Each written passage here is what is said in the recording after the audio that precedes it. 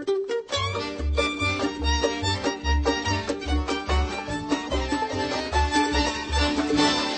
to The Book of Life, a show about Jewish books, music, film, and web. I'm Heidi Estrin.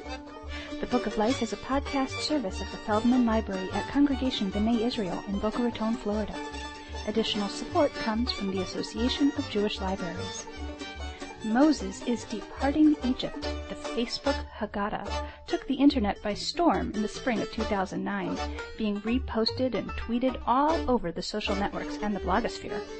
The tradition of adapting the Passover Haggadah to make it relevant to the current generation is certainly upheld by this hilarious piece, in which the Facebook you are there present tense style really does put readers into the mindset that we were slaves in Egypt. Carl Elkin, a computational chemist in the pharmaceutical industry, is the author of the Facebook Haggadah. I spoke to him at his office in Boston, Massachusetts.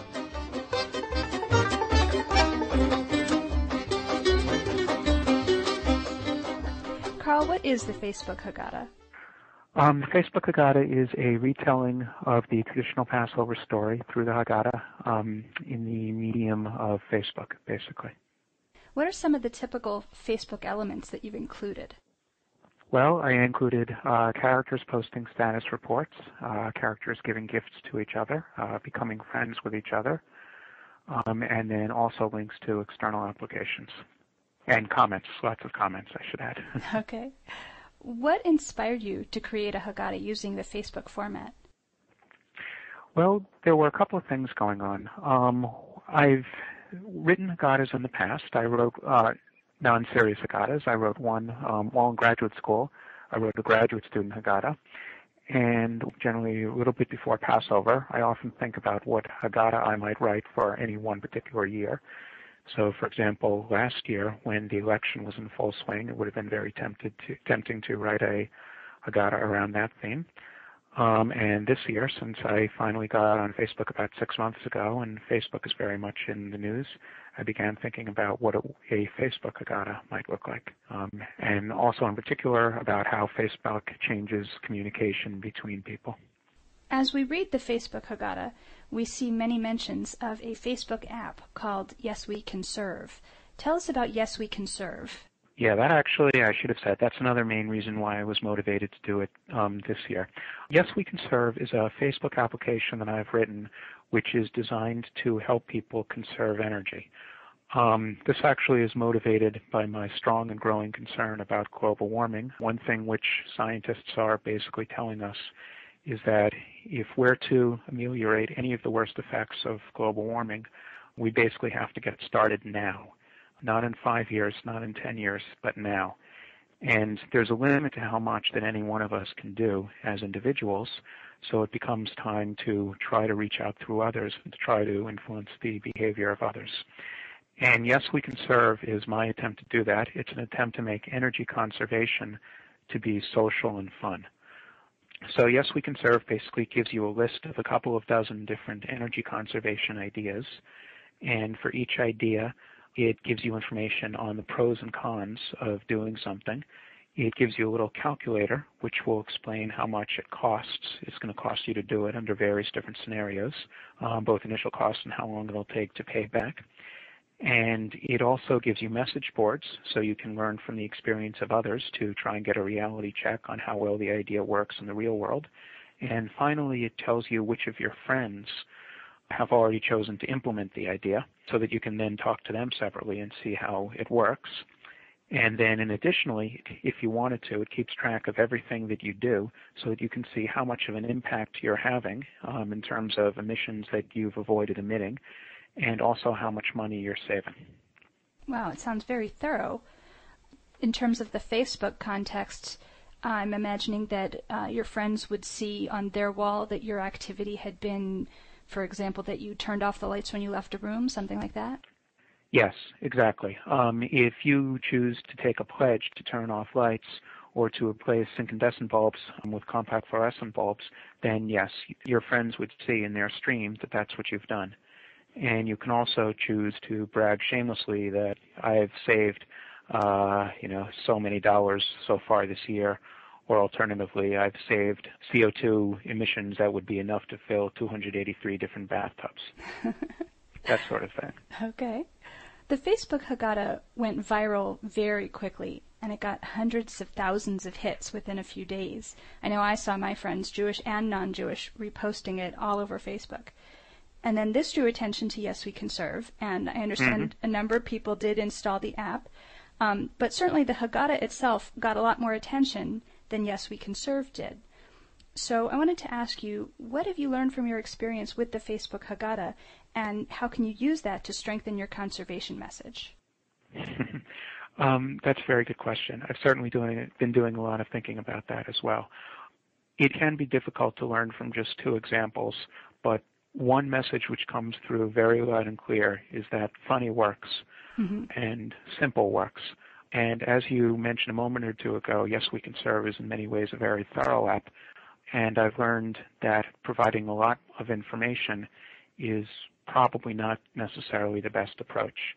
And what I'm going to do is, I think, provide a lot less information and try and present it in a way which is more humorous, basically.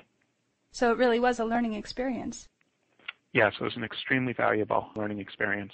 Besides sort of the fun of, temporarily being famous, I think probably the most that I've gotten out of this has been the learning experience of, I did something which worked much better than I had any right to expect, and I did something which didn't work, and I can really learn from the two.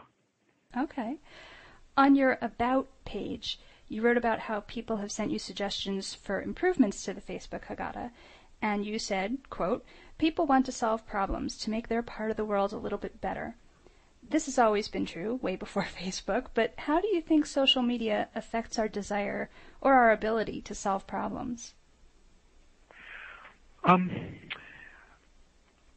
a good question. I think it does. It has many effects. One thing is that it can make it a lot easier, basically, for somebody to find a way that they can have an impact.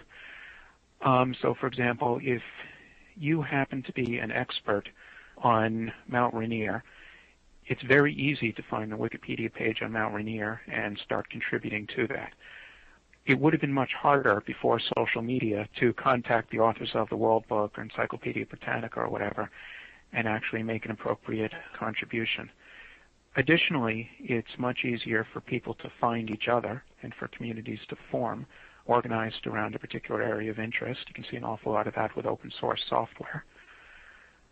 And finally, I think there's an increasingly more and more of a fine line between trying to do something which is very useful and potentially helping out and making things better, and doing something which is frankly just fun and somehow almost time wasting. What I mean by that is that we all need some downtime every day, and instead of spending your downtime watching television or just sitting on your couch or whatever, it becomes much easier to spend some of that time basically pursuing a hobby, which is also contributing to something bigger. Very cool. Good answer. What's your next Haggadah going to be? I don't know. My next Facebook project is going to be much sooner. I'm going to try and get something out in time for Earth Day, which is 21st, I think, so coming up soon. I don't quite know if that's going to happen yet, and to be honest, I'm probably not going to announce in advance what that is. But I'm going to get something out soon. I definitely want to pursue the lessons learned and try again. Right. Well, now that people are so excited about the Facebook Haggadah, you might as well keep the ball rolling. Exactly, yeah. One of the other big benefits to me from all this is that, as you suggest, I may have something of a brand. Certainly nobody knows my name, but the author of the Facebook Haggadah might have a little bit of swing to it. Exactly. Okay, excellent. Well, Carl Elkin, thanks so much for speaking with us, and happy Passover. Thank you very much. It's been a pleasure to talk to you. And I just wanted to add one thing, which is that maybe 3 or 4 people have asked me questions now, either over the phone or via email or whatever, and your questions have been by far the best. So thank you very much. Thank you. Thank you very much.